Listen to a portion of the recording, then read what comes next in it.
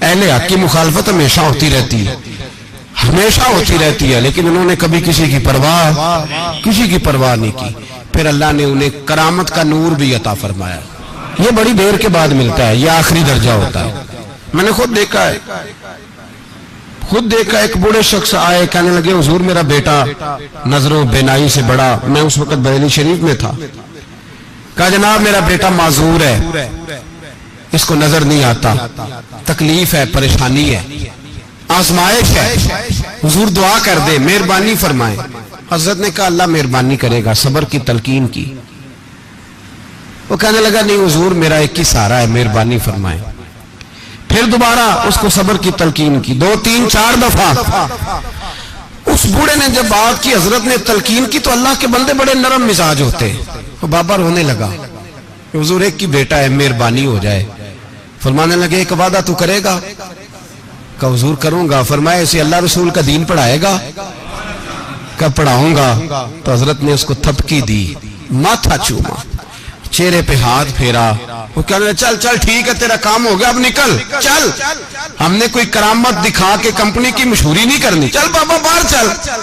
بابا جی جیسے ہی باہر نکلے تو بابا جی نعرے لگانے لگے، کہنے لگے میں کہتا تھا غوث پاک کی بڑی کرامت ہے، میں کہا کرتا تھا معین الدین غریب نواز ہے، ادھر آ جاؤ، ان کا ایک جانشین یہاں بھی بیٹھا ہوا ہے، پلٹ کے دیکھو تو صحیح، کہنے لگے میرے بیٹے کی آنکھیں تو اللہ نے سب سے زیادہ روشن فرما دی۔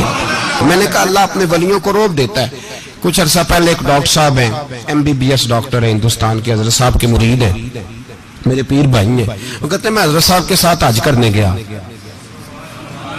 میرے بال بچے بھی ساتھ تھے، تو حضرت کی نظر ظاہراً کافی اب ظاہری طور پر، ورنہ تو اللہ نے انہیں بصیرت کی آنکھیں عطا فرمائی ہوئی۔ حضرت بڑے وہ ڈاکٹر صاحب کہتے ہیں میں ساتھ گیا حضرت کے، تو بڑی بھیڑ تھی، حضرت کو ویل چیئر پہ تھے، کمزوری تھی، تو حضرت اللہ تبارک و تعالیٰ نے شان عطا فرمائی ہے کہ سعودی گورنمنٹ نے تحریراً گزارش کی تھی کہ ہم چاہتے ہیں آپ آ کے خانہ کعبہ کو غسل دیں، آپ غسل دیں، تحریری گزارش کی تھی۔ وہ آگے ان کی موت ہے، وہ مانے نہ مانا بات علیحدہ ہے۔ تو حضرت تشریف لے گئے عمرہ کرنے، اب طواف ہو رہا ہے، تو ڈاکٹر صاحب کہتے ہیں کہ ساری زندگی وہ پتہ نہیں کتنی حاضریاں دی حضرت نے، کتنے حج کیے، خدا بہتر جانتا ہے۔ کہتے ہیں بہت زیادہ بھیڑ تھی، تو اچانک فرمانے لگے ڈاکٹر صاحب میں نے حجر اسود کا بوسہ لینا ہے۔ کہتے ہیں میں پریشان ہوا کہ اتنے رش میں حضرت کی طبیعت بھی علیل ہے، تو دھکے بھی پڑتے ہیں، حجر اسود کا بوسہ لینا کوئی آسان کام ہے؟ کہنے لگے یہ جو پھیرا ہے نا طواف کا، یہ آخری ہے، تو اب میں نے بوسہ لینا ہے۔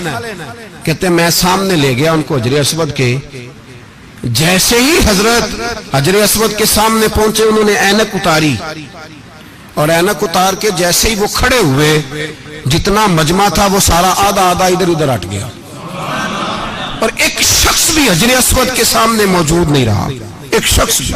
کہتے ہیں 2 پولیس والے دوڑے آئے، انہوں نے حضرت کو ساتھ کھڑے ہوئے، حضرت نے اپنی مرضی سے بوسے لیے، اور بوسے لے کے دوبارہ جب ویل چیئر پہ ہوئے تو رش دوبارہ سے شروع ہو گیا۔